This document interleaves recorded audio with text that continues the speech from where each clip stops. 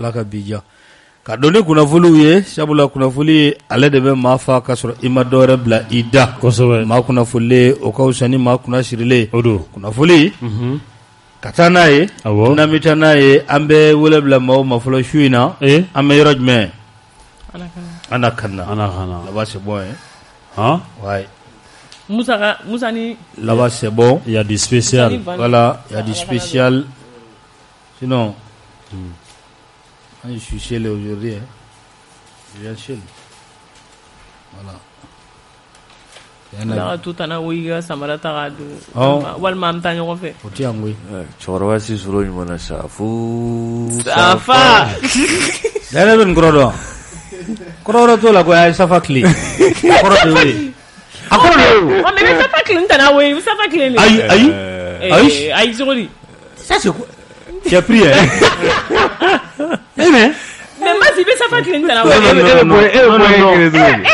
safa kli na we non safa kli mais safa kli ntana we wa matara we ga boli ni ga safa kli ta raketi dara tu as pris hein parce que moi quoi n'a jamais digina quoi ça c'est quoi ça après ma jegne masi abo tasali ko no rabla fo ba ko no rajati Allahu akbar attends mais moi tu peux pas laisser l'eau mais non la nuit tout le monde sort accompagné non mais je sais c'est pas bon de sortir iwana buna ni mo we ni bitama klena sitana bi bolomne ah mais ça on ne marche pas seul la nuit abogere dis-moi ni bitama ikele a do la sitana bi bolomne ibolo kurla abamna ya ko ya no wa hali mi ko la shabita itenshimo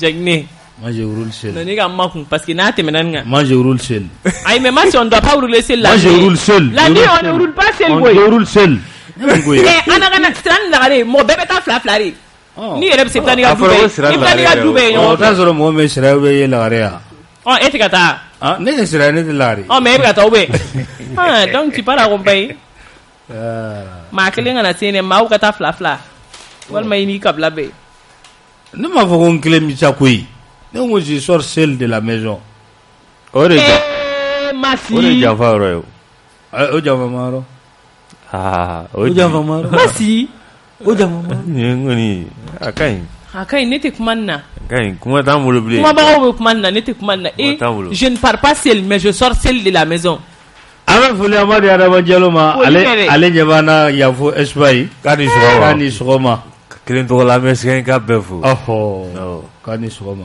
dɔ la i yɛrɛ bɛ taa turu cɛ min bɛɛ bɛ dɔw ka yɔrɔ in tɔgɔ tu vas pas là-bas d'accord mais parce qu'il doit faire parler nani bi ou le temps voilà bon ça c'est ou ben de nga camoufler clotine ndo je n'ai pas besoin de ko bi sino de problème ça ni ijo nga kuma la clé ngo sisan ama domna bora chemisi ngumbula tu as coupé le derrière arbre qui te reste non c'est fini ani clotine camoufler ay mais ne on ma de non ay tiens faut clotine ne ngula ani chemisi nyora voilà faut aller seul côté là faut aller seul qui a dit ça voilà si la personne même parle seul là voilà on va faire il faut aller seul côté là voilà ne kota la ni dato wala nya ko na gala mo clé nanni ne clé to dala ma ja an fere ti ba wi ko le ba e lu crochet de kol na la ke e lu crochet lu ka clé to dala ni crochet o bebe am so bela wi anga premier ministre docteur Choguel Kokala Maïga ayela du tase ko ko ye kafo ko fa mi ko ma taxi anga finingla izin so ni alatina meko abedele docteur ayita mage ko sa nani ngata se ko ko olufe okera kuma kono lala aya yira kafo ko wuli ga joko obi ga ke macha man fe bi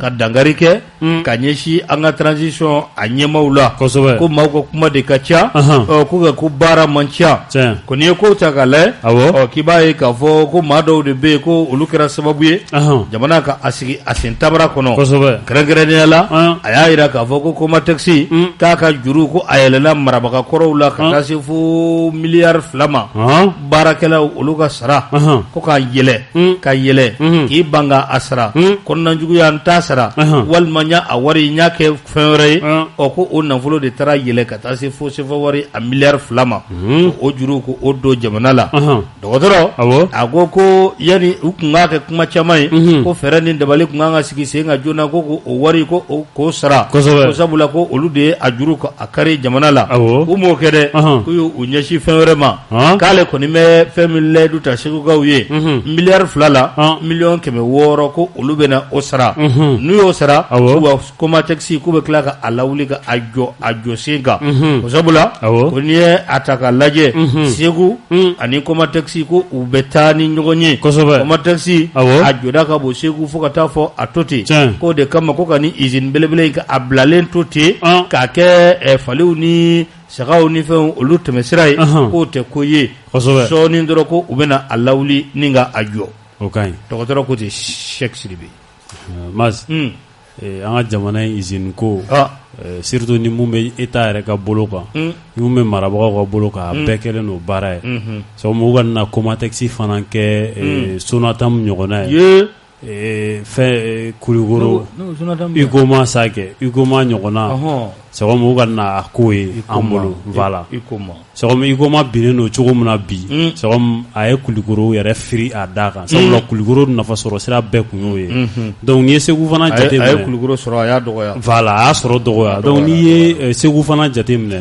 mɔgɔ caman dahirimɛ sirilen don Comatex la Comatex baarakɛla ka ca Segu fo ka taa fɔ a to ten donc ni a ma ɲa ko dugu yɛrɛ région kuturu ko o jigi ye usine ba kelen mun ye sabu ko o fana ka taa fayiti la a degun ka bon kosɛbɛ a degun ka bon kosɛbɛ donc Joël Kokala Mayiga ye mun fɔ sabu ka Comatex k'a la wuli k'a jɔ baara ɲumanba don kosɛbɛ don sabula a bɛ baara emploi ni bɛɛ bɛ ka kule mun yɛrɛ la ko o tɛ ka sɔrɔ a b'a to minnu bɛ sen na sabu olu bɛ préserver en même temps kura wɛrɛw bɛ se ka don ka fara kan walasa jeunes bɛ se ka bɔ chômage taari kuma tɛ nin ka se ka o kuma sɔn c'est vrai que ni ye usine ninnu ta k'a lajɛ an ka togoda ninnu na mas u ka rentrée de fonds de don a b'a permettre jeunes caman ni dutigi caman olu bɛ bɔ chômage la n'a fɔra ko lutte contre le chômage et que halisa baara minnu yɛrɛ bɛ yen olu fana bɛ ka bɔ ka na fara chômage kan a ma nɔgɔn o ye kelen filanan n'i y'a ta k'a lajɛ minnu ye fanga tɛmɛnen a ye dan caman kari an ka société publique la parce que a caman ye nin kuma ye sara tɛ ka na juru yɛlɛnnu na walima u y'u bila baara dɔ la procédure sumayara trésor ma bɔ et tellement que au problème nana caya ils ont continué à privatiser nos sociétés publiques parce que fɛn in taara wolo o de la société caman bɛ yen nɔ u y'a privatiser fɛn min tɛ anw dun arranger Mali la o ye privatisation ye parce que n'an ka société bɛɛ nana privatiser masa a bɛ gɛlɛya dɛ a kuma ka ca finalement même nos denrées de première nécessité minnu bɛ bɔ an yɛrɛ fɛ yan i n'a fɔ coton ni fɛnw a bɛ bɔ an taya la donc vraiment ni u y'a essayer k'a lajɛ ka Comatex wuli k'ale ainsi de suite usine fɛn fɛn bɛ togodaw la u se ye dɛmɛ min ye u k'o lasuma walasa hali ni fonctionnement ma kɛ 100% ye dɔɔni ka se ka kɛ walasa gɛlɛya bɛ nɔgɔya togoda ninnu na cogo min na tabarikala kuma tɛ nin ye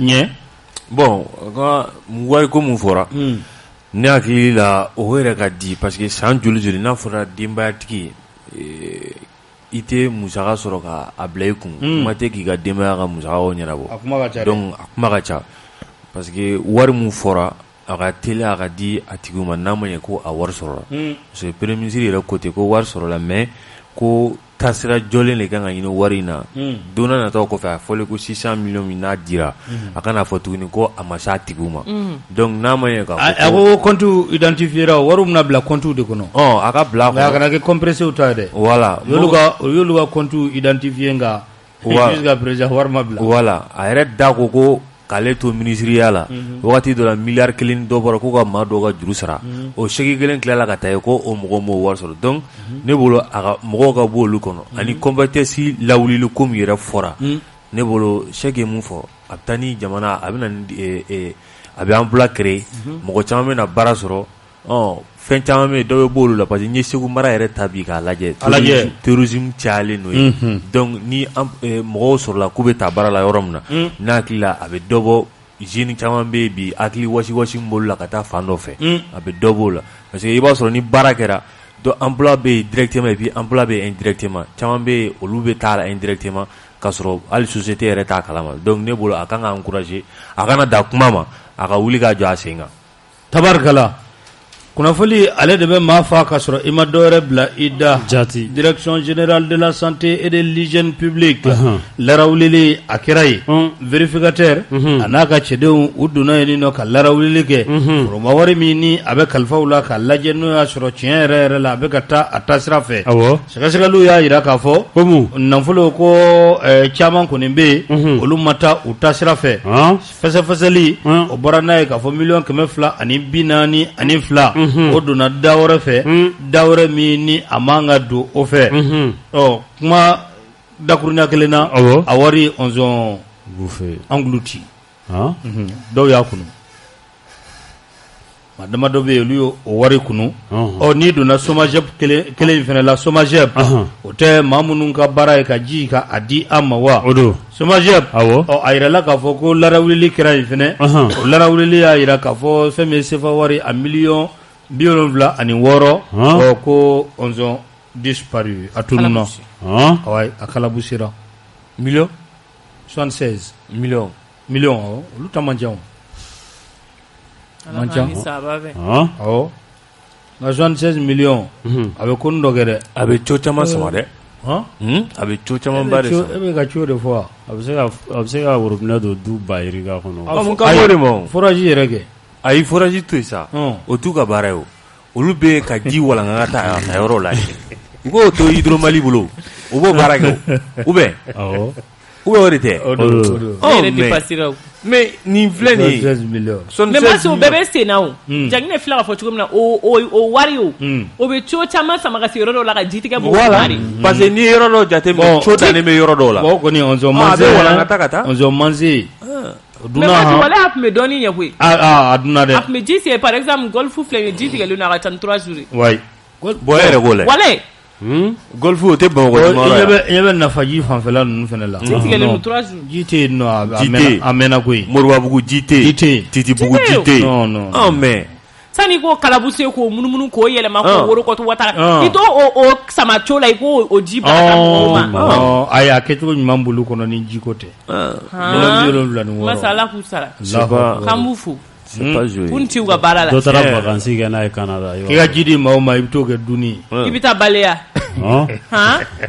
wali i ye ko yɛlɛma ye sinna k'o mugan ten k'i sigi ka mugan ten k'i sigi mɔgɔ kelen sinna k'o mugan ko kɛ k'i sigi jɔna tɛ jamana faso wari ko la jamajɛ wari jɔna t'a la o n ye dɔ sigilen bɛ k'a fɔ sa ko mɔgɔ ye miliyari don k'an tɛ ka kuma o la an bɛna kuma o a bɛɛ an bɛna kuma kana jama wari dunni ma ɲi sa hali foroba wari la n'i ye 100 dun i ye kojuguba de kɛ i bɛ ɲininka a la o fo a bi 76 jamajɛ n'i ma ɲininka a la diɲɛ na yen fɛ i na ɲininka a la o kɔni i b'a di wa yen ta ka dugu la i b'a fɔnɔ de o wajibi ye a bɛ fɔnɔ wa i b'a fɔnɔ Aïssa i b'o fɔnɔ koyi ka walifɛn dun jama jɛfɛn u bɛ jeni marteau de ya hali ni bɛrɛ ma da i kun ka marteau jigin a kan ko na da i ka mun ka jugu dɛ a tɛ ɲɛ o dɔw bolo ka farin koyi dɔw bolo yɛrɛ ka farin ni marteau ye tiɲɛ don koyi e ma baba jɔnkuna ta mɛn yan a bɔlen a kɛnɛyalen ka na ko ils avaient des marteaux marteau cɛ bolokurun dɛ a kɛra cɛkɔrɔba ayi ko bolokurun de don a kɛra cɛkɔrɔba yɔrɔ ko marteau ko ils avaient des marteaux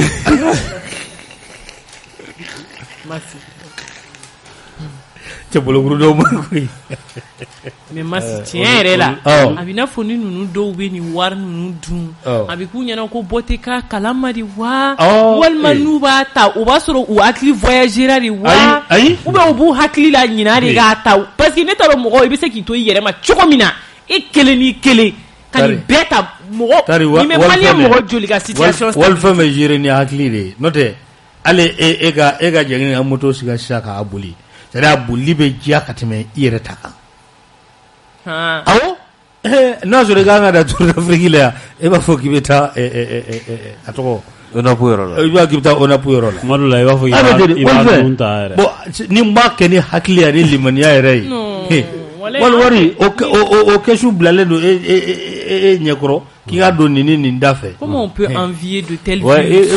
Va de ga deba la mo ma fene war flenike fe war sitane re kabo oju wari yɛrɛ de ye sitane a sitane man bon ale yɛrɛ de ye sitane wari ni fanga sitane bolu ko dɛ ni ma sa kɛtogo la ani limaniya de bɛ taa koyi ani mana bɛ taa dɛ ala k'an kunnaja ani ni mana bɛ taa ala k'an kunnaja an bɛ taa ɲamanakaw fɛ yen ɲamala mun ye ɲamana ye Buakari Buakari ɲamana Bakari wallahi ɲamana Buakari a ma ɲa min ko a kɛra o ye ɲamana Buakari seginna ka taa kaso la ɲamala Buakari togo la wallahi seginna ka taa kaso la ko mun ye on sont toujours quatre non Buakari a seginna ka taa kaso la ko fɛn min ye kalo tile 22 tɛnɛ natɔ a ka kiiri o bɛna kɛ yanni kiiri cɛ sa a yirala ko fo a ka taa kaso la n'a ma ɲɛ k'a fɔ ko a bɛ taa kaso la jalaki min kɛlen don a la o de ye sefa wari a miliyari 9 ani ɲaari a yirala ko o tununa Buakari bolo 5 nare o jukɔrɔ ji la a taara yɔrɔ ma tɛ a yɔrɔ dɔn i b'a ye k'a fɔ o ɲininiw olu de bɛ senna a bɛ don min na i ko bi n'a ma ɲɛ k'a fɔ ko o ɲinini o bɛ senna Buakari u kun ye a minɛni ka a bila bɛrɛ la a mɛnna o kɔnɔna la fo ka taa fɔ a to ten a tilala ka labɔ a labɔlen kunnafolidisɛ min bɛ yen n'a bɛ fɔ a ma ko le Sphinx o ko Buakari labɔlen k'a kɛra sababu ye Buakari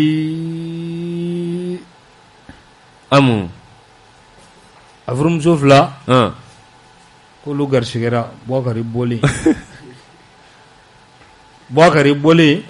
ko a furumuso 2 ko olu garisigɛra Buakari tora yen ko kɛnɛmala in kun ka di a la kosɛbɛ fiɲɛ duman ko Buakari kun bɛ ko o sama ko o kɛlen kɔ tuguni Buakari ko a tilala ka taa cɛkɔrɔba fɛ Bangoni na ni ka taa don baya la layidu 6 ko Buakari taara o ta e ko joli b'a bolo mun joli mun joli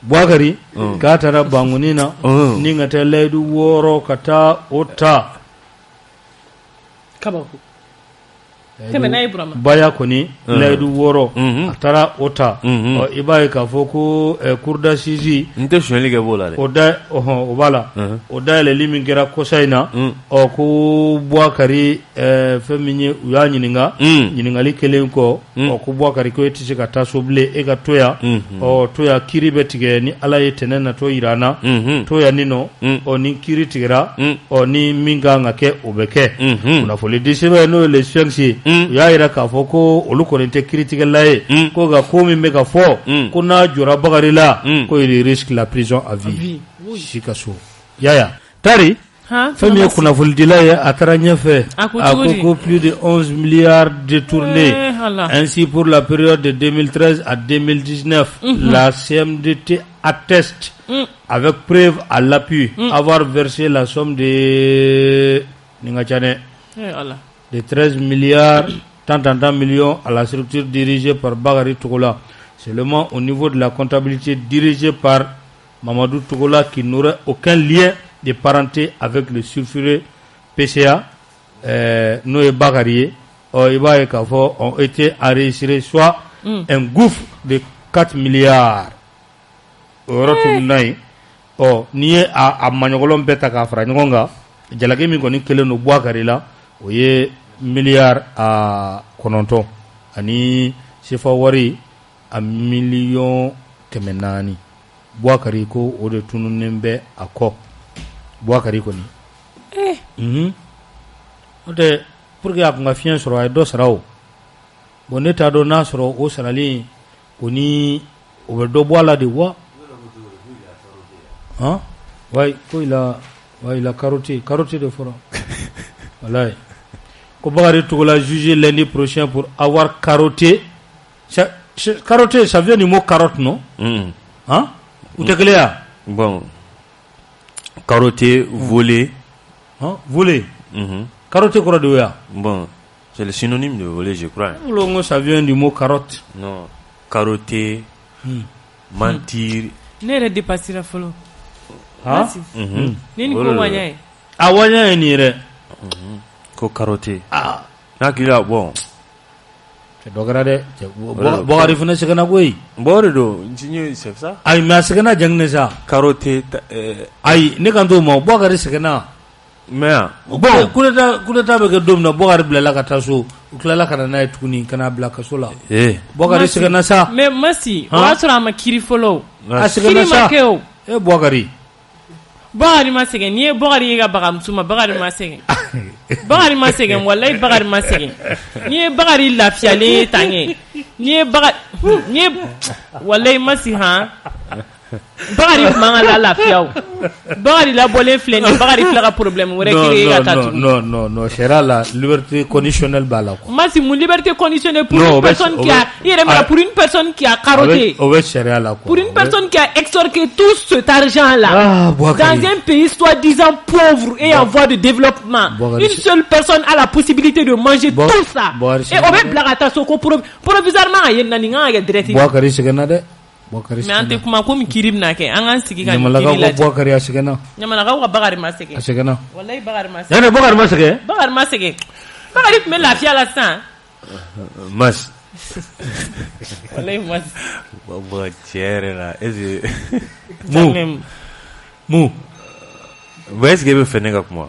Ne fɛ pourquoi pas. Bon n'i bɛ fɛ an ka kuma. A tiɲɛ dɔ bɛ an k'o fɔ ɲɔgɔn ye. A fɔ. Foroba fɛn dunni. Cɛya tɛ dɛ. Cɛya tɛ. Donc n'i ye foroba fɛn dun. Ne bolo ni mun ka kan ka k'i la sɛgɛn t'a la. Jamana ta ye jamana ta di.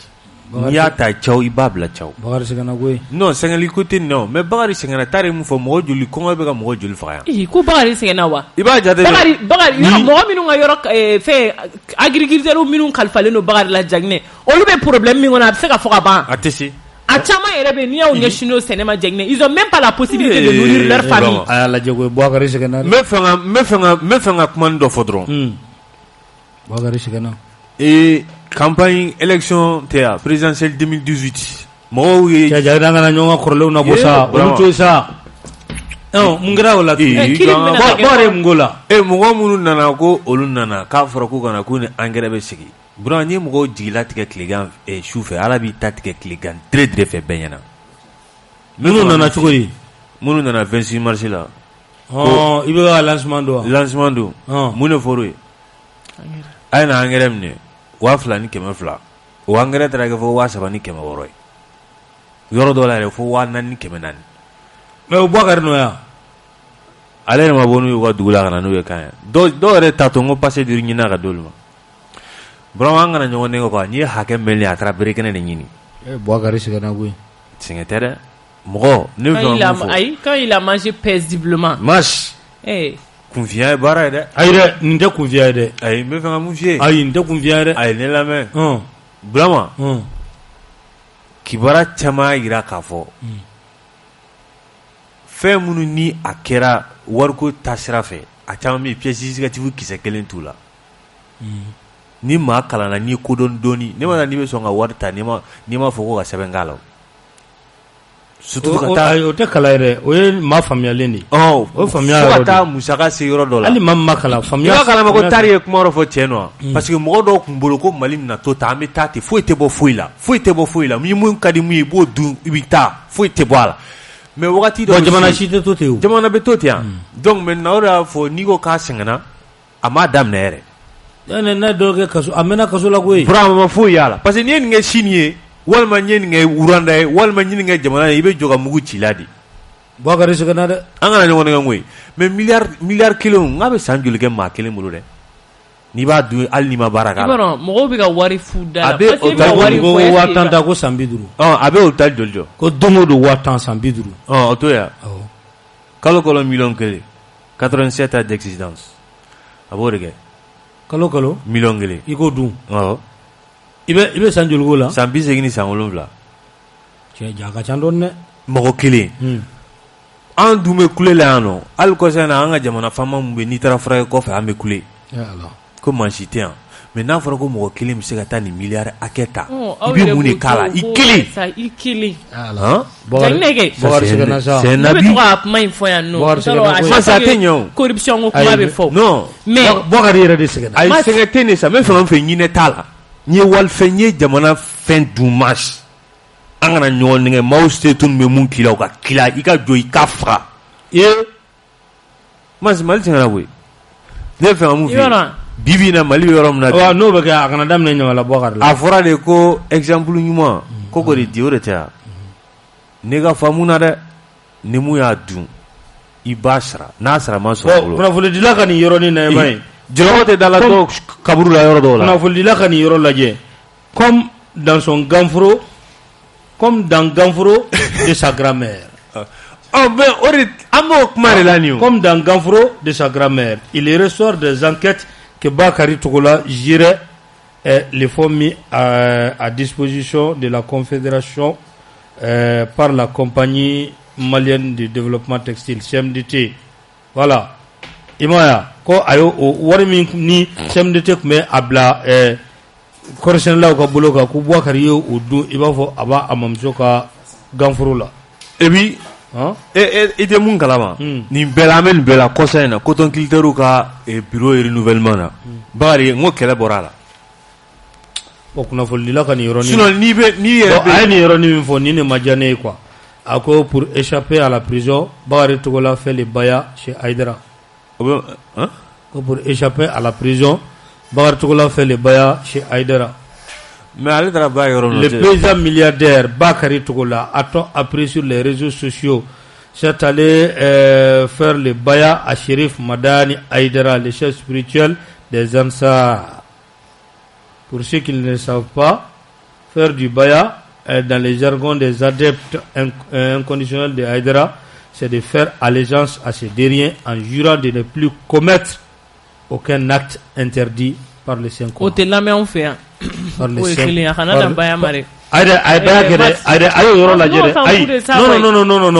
Il faut tenir compte de ça. Bayan n'est pas devant le juge. Bayan ne fonctionne pas devant le juge. Moi, ça m'a mis il n'a pas de photo ni famille villa. Bakary baya kede. Ni e chouanier. Voilà. Abole kaso la baya. Ni e chouanier. Tare ba mu fo baya te lamne ngwe. Baya te lamne si fait ça. Baya ta institution na. Baya ta institution na. On va alléger tes peines parce que baya te lamne mi. Mais nous on s'en fout. Baya ta on croit.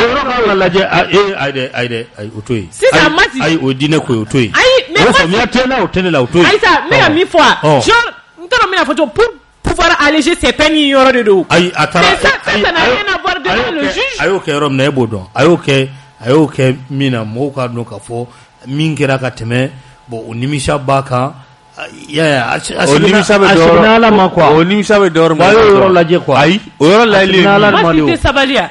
O wari de. Abo de la. Onimisa te doro mun tara ore be la sigu. Moi-même, je ne comprends pas. C'est-à-dire tellement que c'est pas intelligent de voler de l'argent à une certaine quantité. Il y a des mille familles à Mali corruption. Quand tu carottes l'argent.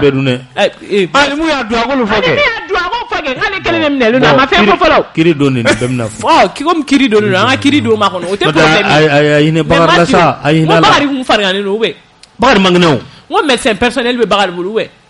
On va bloquer. On va aïe. Médecin personnel de boulot. Non. Bagarre ka médecin personnel veut déplacer de ta bagarre la diara so dongodo. Bagarre ka tension ta bagarre. C'est yan wa wardi. Awa. Sénégal du de. Tracteur ba boulot akoro de.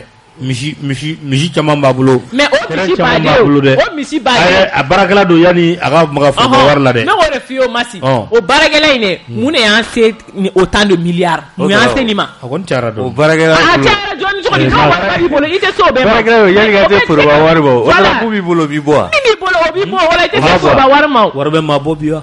Wari bɛ maa bɔ bi dɛ wari bɛ maa bɔ si tu n'en vis pas une déduction i ka wari b'i bɔ mais Diagne c'est que moi je comprends pas a ye nin bɛɛ ta o. N'a kun ye hali n'a kun ye u b'a fɔ cogo di n'a kun ye dɔgɔtɔrɔso Bakary dayɛlɛ sisan clinique Bakary awɔ ayi clinique Bakary yɛrɛ tɛ hôpital Bakary yɛrɛ ne b'o bɛɛ faamu an wardou il a ta do hôpital carotter c'est exhorter quelque chose à quelqu'un en abusant sa bonne foi. OK. Mais Bakari yɛrɛ kun bɛ kuma dɔ fɔ ko sɛgɛm ni dugukolo k'a tɛ mɔgɔ janfa. Mais a ma deli ka maa janfa dɛ. Dugukolo a yɛrɛ ka fɔ la n'i ye kɔnɔ mun da dugukolo la a b'o den de. A b'a fɔ nin cogo yɛrɛ la. Ne ma se k'a faamu. E b'o kuma sugu fɔ sɛgɛm sa o réalité sugu o b'e bolo terre à terre. E bɛ tila ka se wali nafolo ma. Ayi sa sɛki ayi ta dɔɔni sa. I tɛ caman dɔn a la walasa a ka caman d'i ma n'i mago bɛ miliyari caman na i bɛ se ka caman dɔn a la walasa a ka miliyari caman d'i ma. Mais o tɛ se jamana yɛrɛ ta ma. Ayi Bakari se ka na. Jamana yɛrɛ ta du tɛrɛ sɛki fo ka taa se des dizaines de milliards pour une seule personne. Et on était fauche là, on n'a rien vu de concret. T'as comment micro là? Bakari se ka na. Bakari ma se ka ça. De concret. A bɛɛ donna festivité de la tari. Festivité jumɛn? Ɲɛnajɛ. Oh ouais, en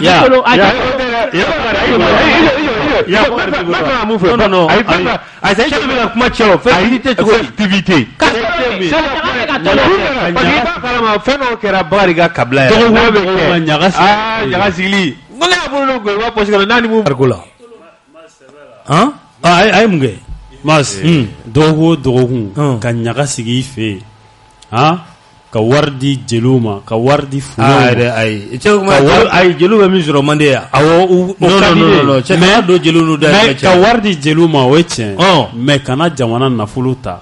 Ou bien i ta tɛ fɛn mun ye k'o di o yɛrɛ tɛ sɛgɛm o yɛrɛ tɛ wari di yɛrɛ diya don mɔgɔ la. Bon bibi in na sa Mas o ɲaga ninnu bɛɛ kɔfɛ ale bɛ degun mun kɔnɔ bi. Sɔgɔm sa a kun bɛ wari tiɲɛ minnu na a ma bɔ k'a di minnu ma fufalaki olu bɛ cogo di bi. Bakari yɛrɛ de sɛgɛnna. A caman bɛ i b'a sɔrɔ u bɛ ɲɛgɛlɛn ni kasi la u tɛna se k'i bɔ a la donc i dun y'a kɛ a kɛtɔ la i m'a f'u ye ko nin wari sugu don. Bakari sɛgɛnna dɛ. Bon a fasa in kɔni jara. Voilà a ma nɔgɔn quoi. Fasa in ka di mais n'a ye nin lamɛn bi cɛya kan fɔ la. A bɛ sɔn ka nimisa dɔɔni.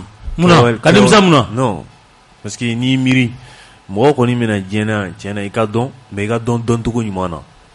Dɔncogo ɲuman bɛ yen. Bakari dɔnna ni sɛnɛ de ye. A dɔnna ni sɛbɛn. Sɛnɛ. Mais e bɛ ka mun fɔ nin tɛ sɛnɛ nin ye jamana ta de ye. Ala politique mɔgɔw de donna kan sa. Politique mɔgɔw de donna Bakari kan. Ni politique mɔgɔw donna kan. Bakari ka fili ye. Politique mɔgɔw de donna kan. Ni politique mɔgɔw donna kan. N'olu politique mɔgɔw bibi na a k'a lajɛ n'olu bɛ se ka taa labɔ.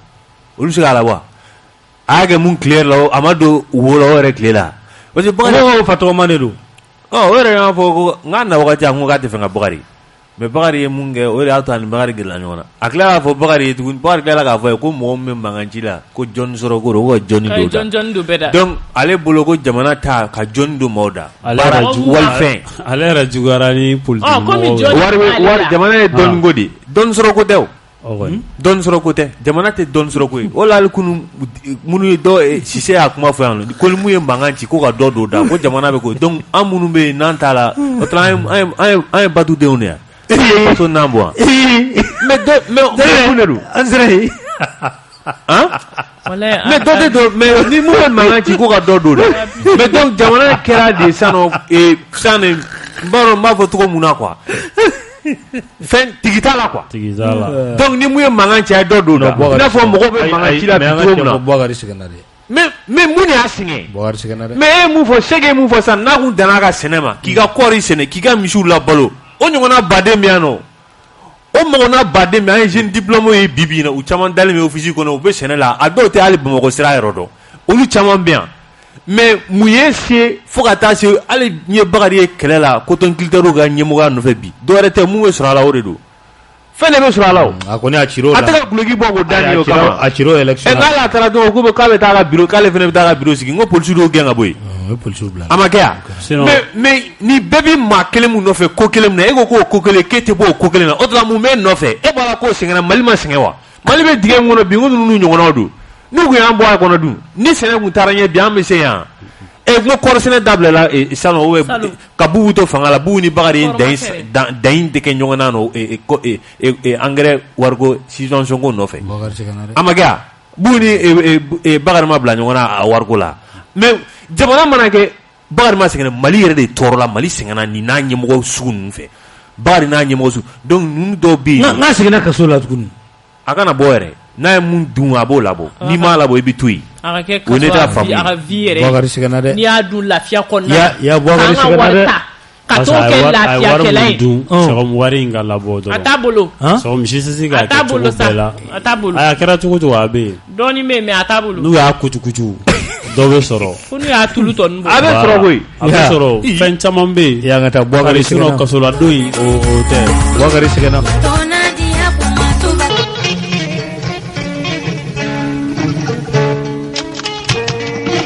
ya jalo kunnafoni ale de bɛ maa fa ka sɔrɔ i ma dɔwɛrɛ bila i da maa kunnafonilen a ka fisa ni maa kunna sirilen n'an ye kunnafoni ka a ta ka taa ni a ye i b'a ye k'a fɔ fɛn min ye Faransikaw olu ka kɛlɛcɛ laban o ye a ka kuuso n'a ka kasaw cɛ ni ka bɔ Tesalite an bɛ don min na i ko bi a kalifara an ka wolomasiri tabaw la an bɛ don min na i b'a ye k'a fɔ Faransi kun ye kuma min fɔ k'a fɔ ko olu bɛ n'u ka minɛnw cɛ dɔɔni k'an ka jamana ka a bila ni ka maa caman bɔ u ka jama caya la i b'a ye o baaraw olu bɛ sen na Kidali kɔfɛ Tesalite o ta nalen filɛ nin ye kɛ Tesalite kɔfɛ sɔɔni an bɛna Menaka ani Tombouctou ta ko o mɛn yɔrɔw bɛ bila dɔɔni o don kunnafonidila y'a jira k'a fɔ sa ko fɛn min y'an ka wolomasiri tabaw ye ko baara a kalifalen de filɛ u la nin ye baara ko u bɛna tɛmɛ n'a ye ni ka a ko ka a kɛ ka se a dan na o don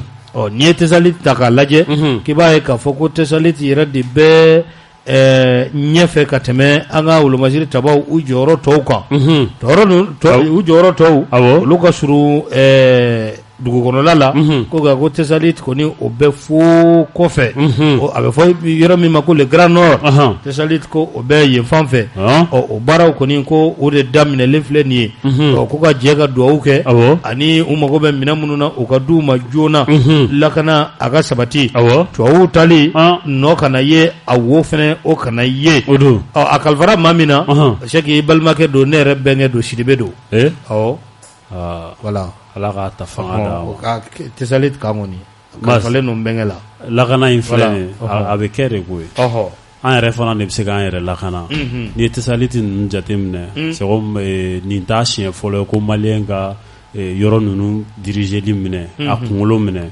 donc tubabuw kun nana an kun bɔra yen donc ni a tilala ka segin ka d'an ma a siga tɛ ne la cogo si la k'a fɔ k'u bɛ dɛsɛ k'a kɛ u b'a kɛ mais mun don dɔrɔn c'est comme u ka dɔ fara cɛsiri kan sabula tubabuw ninnu bɛ ka taa cogo min na c'est comme a ko fana kɔlɔlɔ tan tɛ parce que ni tubabuw tagara olu bɛ tila ka fɛɛrɛ wɛrɛw de bila sen kan walasa a ka fɔ k'olu de kun bɛ yen ko tiɲɛni kun tɛ ka kɛ mais kabini olu taara dɔrɔn ko tiɲɛni ma ka kɛ u ka namara ka bon dɛ voilà u ka namara ka bon n'i ye tubabu dan ni kalan ye a b'i dan n'a ka tubabuya ye voilà o b'a la donc maintenant u k'u hakili to o yɔrɔ la sinon k'a fɔ ko tubabuw kun bɛ yen nɔ attaque ni fɛn ninnu kun tɛ ka kɛ jinɛya ko tɛ dɛ u bɛ se ka sécurité assurer cogo min na an fana ka wolomasiri tabaw u bɛ se ka assurer ten an bɛ dugawu de kɛ Ala k'a ta fanga yarabi Tari kuma tɛ nin ye Mas kuma in fɔra ka ban a banna parce que u bɛ taa ils veulent nous montrer de face que olu taara mais ils veulent montrer que ils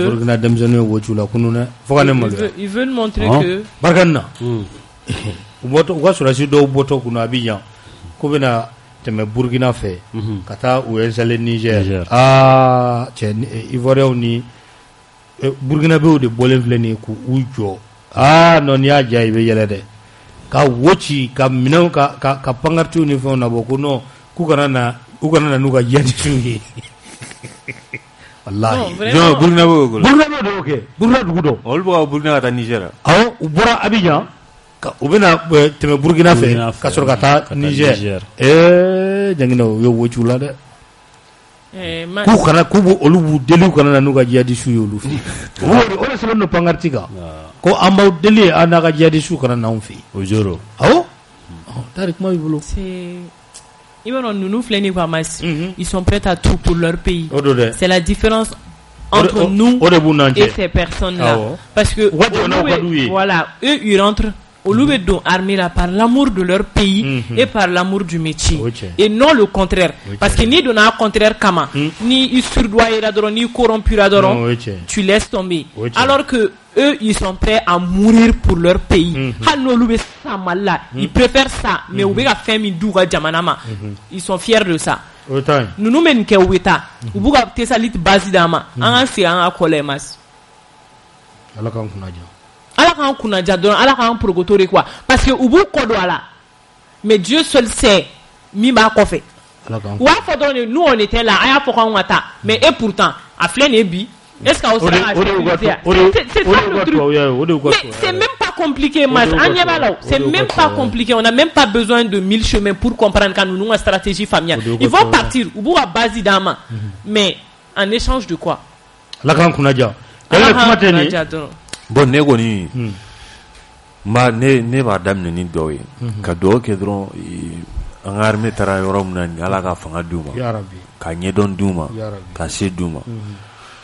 O kɔfɛ bɛɛ kɔni b'a dɔn tagabaga o tɛ ɲuman kɛ voilà kay i y'a faamu a fɔ cogo ɲɛna voilà tagabaga tɛ ɲuman kɛ voilà a tɛ ɲuman kɛ dɛ dugutigi kɔrɔ o tɛ dugu ɲalen fɛ a dɔw dɛ dugutigi kɔrɔ tɛ dugu ɲalen fɛ a bɛɛ de don wa o kelenni komi ɲamakalaw b'a fɔ cogo min na ko asidiya bɛ bonda dɔw la o bonda b'a la dɛ o b'a la o bonda b'a la donc ne kɔni bɛ mun dɔn komi a fɔra an ka wolomasiri tabaw gɛlɛya caman bɛ yen wagati dɔw la ka kɛɲɛ ni weleliw kɛra hali ni ataki bɛ yɔrɔ min na k'a fɔ ko kana dɛmɛ don yen mɔgɔw ma n'o ye renfort ye gɛlɛya bɛ k'olu la ne bolo an kan ka teliya de ka dɔ fara vigilance kan n'a ma ɲɛ k'a fɔ ko jamana kɔnɔden fanba fana de bɛ k'a ɲini ko Faransi ka taa n'u fana b'u ka minɛnw cɛ mɔgɔw fana k'u hakili to jamana wolomasiri tabaw la hakili toli tɛ dɔwɛrɛ ye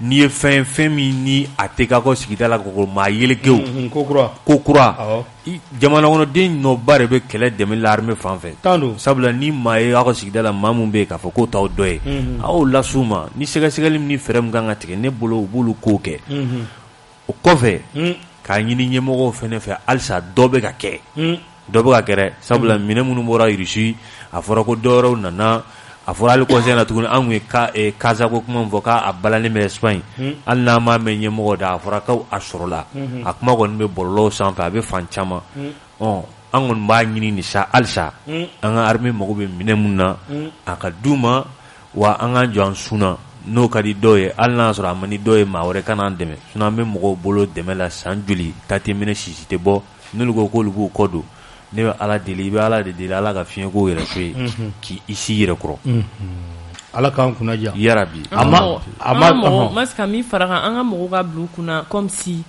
on est seul à se battre pour notre pays u kelen de bɛ yen c'est-à-dire parce que an m'an jigi da u ka soutien ka jaginɛ u t'a di ils font pas de soutien là a bɛ fɔ k'u k'an dɛmɛ ni soutien aérien ou bien avec les informations ils donnent pas mais i dun m'a ye n'u yɛrɛ ka mɔgɔw bɛ u ka enquêtes diffuser sur le nord au nord Mali la u bɛ fɛn bɛɛ yira information ils ont tout là-bas mais a b'olu yɛrɛ kelen de nécessité u ye u ka nin communiqué bɔ k'a fɔ ko u bɛ k'u ka Tesalit base di force armée malienne ma ko n'u ye fɛn caman kɛ avant que ka a décision ta ils ont étudié ka bɛn fɛn caman na notamment ka fɛnw bɛɛ mise en place kɛ quoi mais ils ont en même temps justifié dans le même communiqué que chaque fois permanence MINUSMA ka permanence de tun bɛ ci olu ma ah bon regarde-moi ça c'est pourquoi n bɛ k'a fɔ an ka mɔgɔw k'a bila u kunna k'u kelen de don sinon olu bɛ Tesalit MINUSMA ka contingent bɛ se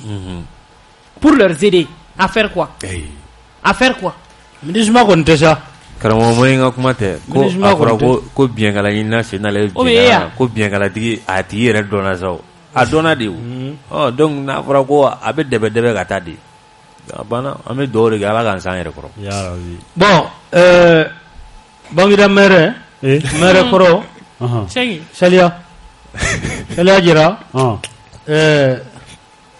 karisa furukɛ kana bilala ayi ko bi de a ka kiiri jaabi bɛ bɔ courdasi spécial bɛ bi de a ka kiiri jaabi bɛ bɔ Saliya jara kɔni min bɛna bɔ a la an bɛna an sigi ko o de lajɛ kiiri jaabi kɔni bɛ bɔ bi o don Saliya jara Bangida maire kɔrɔ nana kana yɛlɛ sa e termuso t'a musoya Ah ouais, tu dis pourquoi? ni gari jagne ko karsa minera tarani karsa pour que tu ça mais karsa ko rike mais ma fenge be mlemla mo de la ne no fe ya ala kana mana ino fe bana ala kan kisi ala kan be kisi jamana tama ya rabbi bute wal fe e be yelen namnari ay nete yala law parce que ni nous fleni ni ko mayelen ne bi sadi quoi wallahi ini herete iba kalama nanga kuma ba fiye ay nanga kuma ba fiye né le 31 décembre 1967 à Bangida. Salia Diarra est un cultivateur domicilié au lieu de naissance. Il est marié à 2 épouses et père de 9 enfants. Bien qu'on en tombe. Voilà. Combien de femmes? 2 femmes. Bigoni Kiri, habiti jo Kiri nyokoro. Habiti jo Kiri nyokoro. On a tara jo Kiri be soroka anyininga parce que salia kun welela ka dugolo do yurugu o nyininga lebe kebi ninjabi mimborala antuno da mawkulo ka dimashi odo salia ko mena Kiri bi no sonugu bakai ay dode maya joni salage o yoro ingo sonugu ba yoro kaine no wakai sonugu ba MDB akain yoro kon kain chere la akain ande do gai salaya do kuteo ayi do tin yana nan jira ga do kaya do be kishide ayi do jusu mewe be dore gala ka tin mana aha ala ka tin mana ala ka kunaja ya rabbi ala ka kunaja ya rabbi CDAO ibaye kafo uyelisi boka bi anga mau kafo ko nyangini taraka ansekere an jaman be ko femiye anga famaula sente kuru karabela jilembe alla kafara anga gouvernement ma bela jilenga nabro Abdoulaye Diop la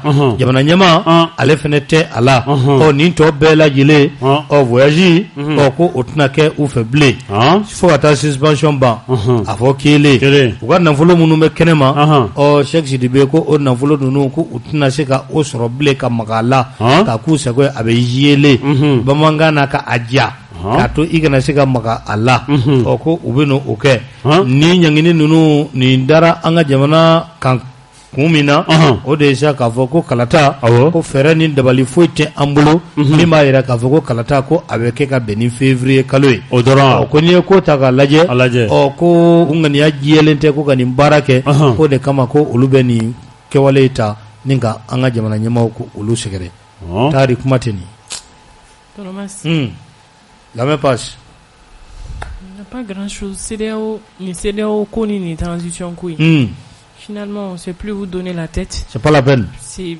pas la peine, mais face au coup de dos quoi. Si nos autorités ont pris une décision qu'à notification y a CDAO et qu'à Yuru la rafo, entre na sega en élection tenue en jamana kono, ni délai qu'on a. Ala ma fouye no la ngantisi. Voilà. Ils ont dit ils ne peuvent pas. Bon, CDAO abina fo wi nyinga na nyina doni uga mission ko. Je pense que c'est quand un pays est en crise que CEDEAO doit venir pour les aider. Voilà. Bon, ni faso de uga jamana kono de un yere ku ma ku bu soutenir mais soutenez-les. Si ni contradiction ne be jamana ni autorité tché. Là on vous jamana demande ni autorité tché. Jamana ni autorité tché. Marakela ni Maradéon tché.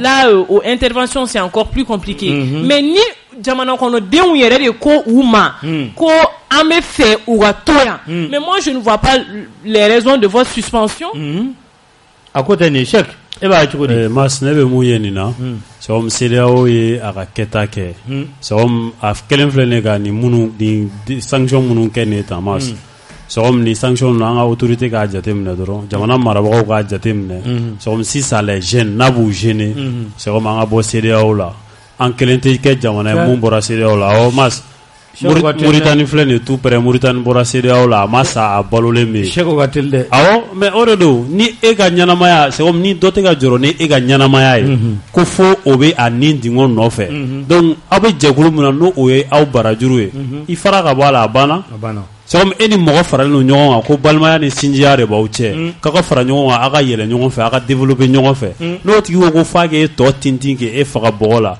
I fara ga bala bana donc Mali ni CEDEAO ka relation ni ne do bibi na me domina ko bisu ma su be fora CEDEAO yina jamana be crise kono jamana be gere kono an se ka ko me élection ke jo na e chokodi. Bon, CEDEAO n'a jamais été de bonne foi. Hungani a jelente ka nyeshan ma madame nenna. Parce que nere ma mu famu kuma imbela. CEDEAO ko aka lajɛ ka terrorisme ka o kɛlɛ ka bɔ Mali la ka na ni lakana ye. O lakana min n'o o kan ka ɲini togo mun b'o la. Ne bolo o bɛ kɛ tagamaw de senfɛ ani kumaɲɔgɔnw senfɛ. N'a ko k'a b'o kumaɲɔgɔnya tigɛ anw na. Ça veut dire que aw yɛrɛ tɛ ŋaniya ɲuman na ka ɲɛsin an ma. Aw bɛ fɛ k'an tɔ coro ni. N'a ma ɲɛ ko a ko bɛ tan. Ne bolo n'a taara ta Mali ɲɛmɔgɔ de bɛna se sɔrɔ. C'était d'or parce que bibi na lamaga be ale Burkina bi ama CEDEAO ma même le fait de dire que ubena et fenge blagatara ubna intano ba fotu ubna quoi, ils ont dit qu'ils vont envoyer des personnes en Guinée aussi. Mais au lieu d'être on n'en a pas besoin. Guinée voilà. Ils ont dit qu'on n'est pas en crise, on n'a pas de problème, ce n'est pas une urgence d'envoyer quelqu'un chez nous. Non, voilà. Mais moi, je ne comprends plus la gestion de la CEDEAO.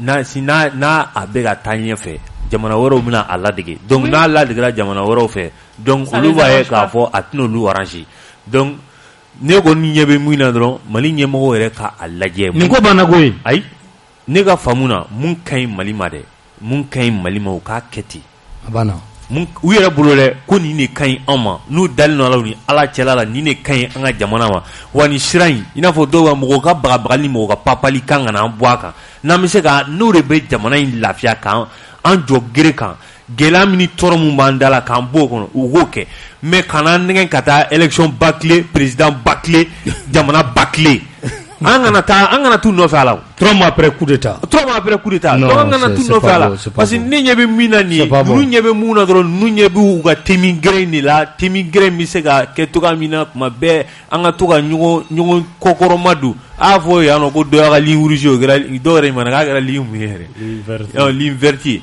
u ka bɔ ninnu kɔnɔna Mas Bakar Togola ka ko la Bakar Togola ninnu ɲɛna Bakar Togola ninnu ɲɛna ko i bɛ ka fanga k'a tun bɛna continuer de donc a wulitɔ la a b'a di mɔgɔ wɛrɛ ma olu bɛ continuer u ka bɛndiya fɛ ɲɔ surula su fɛ ne bɛ ka janfa don sɛw ma i bɛ ɲɔ suru su fɛ tan don olu ɲɛna k'a fɔ k'o de bɛna continuer donc situation renversera au bolo yɛrɛ ɲinama quoi a kɛra ten dɛ donc moi je peux pas comprendre que Masiwu Bakari sɛgɛnna sɛgɛn ma daminɛ fɔlɔ mas sabula maliyɛn min na 9 milliards suyɛna mas olu bɛ cogo di o tuma la n'ale sɛgɛnna olu sara a ko filɛ parce que moi je peux pas comprendre que dɔ kɛra dɛ diɲɛ don o don dɔw yɛrɛ bɛ ka wuli ko bi cherté est-ce que 9 milliards n'o tun donna balo la ka na n'a ye a tɛ dɔ bɔ a la n'a tun donna hôpital la est-ce que mɔgɔw tɛ furakɛ yan mɔgɔw bɛ bibi na mɔgɔw bɛ ka bi tension bolo jabɛti bɛ ka mɔgɔw sɛgɛn banantu kɔrɔ ko appareil minɛn t'u bolo k'u sɛgɛn minɛn t'u bolo pour que u bɛ se ka furakɛ cogo min na dialyse ko problème bɛ mɔgɔw la a scanner tɛ Mali dɔgɔtɔrɔso ba n'a fɔra bi an bɛ 21e siècle de la n'a fɔra scanner tɛ Mali hôpital ba dɔw la e bɛ se k'o faamuya cogo di mas mais mɔgɔ kelen bɛ ka 9 milliards ta k'o siɲɛ k'o dun ka t'i sigi ka pièce ta kɛ a b'i bolo da poche la n'a bɛnna ni a b'o bɔ di jeliw ma mas wallahi pour da 6 heures déjà prévu yɛrɛ bɛ déjà parce que ni e minɛna e taara fɛn dɔ sara pour que e ka taa fɛn na ça veut dire que i b'i yɛrɛ fɛngɛ fɛn dɔw la soupçonné fɛn dɔw la quoi ala k'an kunna diya donc ne kɔni bɛ min fɔ o ye Bouakari sɛgɛnna dɛ a ma sɛgɛn fɔlɔ a b'i fo 20 65 Yama be a b'i fo 20 65 ya mabe. Allo ante. Assalamu alaikum. Wa alaikum salam. To ni jamu. Adama Kulubali. Aha, kuma bi bulu Adama. Masi makura ta Isra Sabaliti. Njira saballa. Isra Sabaliti. Inshallah. Waro, ina ga bagare senge. Ya gidi le ga ga kuma. Oh. Ko joldi ma, bagare joldi ma. Na so la joni mlanda. Mare, mja tablo kay. Merci. Ambifo. Merci. Yagina Bouakari segana. Nyamalaga ko Bouakari. Allo, mabe. 20 18 65 20 18 65 o ne ga juru sirai. Allo. Allo mas. Ante. Tokoni jamu. Shoaib Bouare. Ibouare. Marhaba. Segudoa. Ay. Bon godo. Aha. Kuma bibulo. Mas. Ika muga nunun debi. Tadi bogar masige. Amasige. Bogar ye milar hake munta. Kononto. Ama ali ni juju ya fo aka ke rumeur ye me bogar musige ay musigu ye. On parle de 3 milliards et quelques. Allahu akbar. Muga kele mali kono. Il est temps que malien ka mentalité changer. O bogar kele ibe muga soro mun ba soutenir. Tiano. Mali mo mentalité changer avec la de. Avec la. Mali yele me ko be gela ko. Fanga tede. Malien de kudu. An ga don ka fo ko nunu nya an jugude. Ni ye fanga ke. I be fanga ke jamana de dew ne to la. Mais e de be jamana dew tata. Ka ti sawe. Jelison masita contrôle. Masita contrôle la. Jelison ni yere asai. Sara de ba be. Jamana kelen ka fendo de blauye u ka baraka be sara. Tiano. No be kofe be jamana tata. Ka segen wili jamana dona. Kele munu flaun dala na am ka terrorist ko kuma fo. Am ka France fa la France tronte o. Jen kala ofene de kelen ka terrorist ni. O time, tando.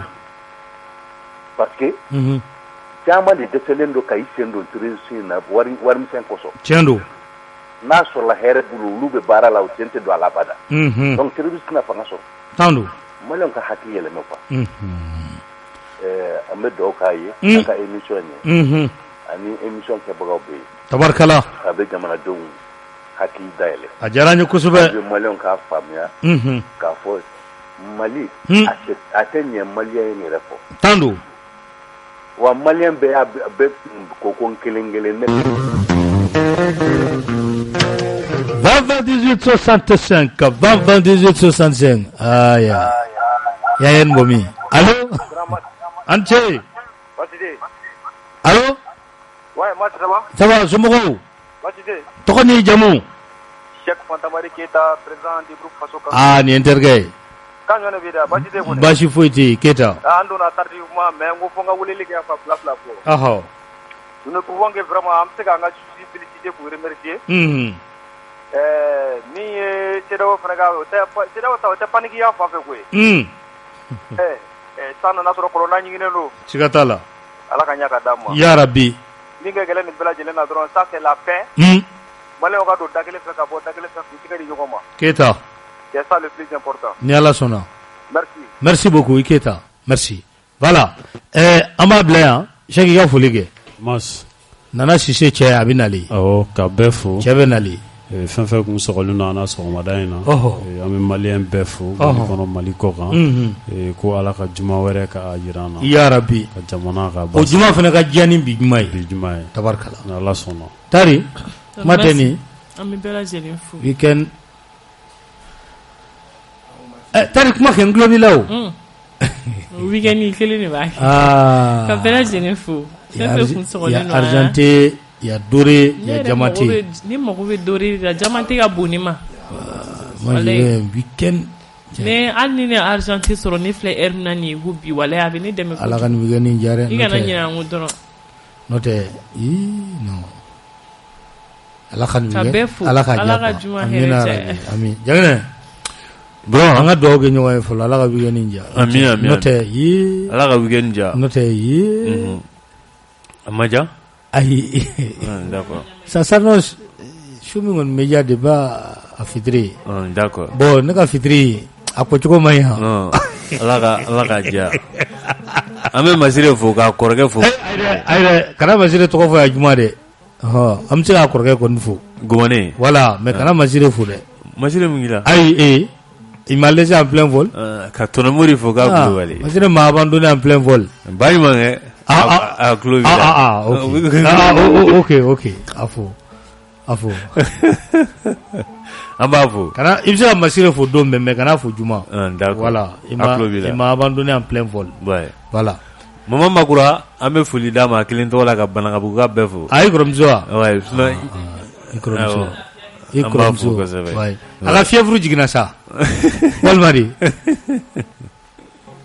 ame befo femier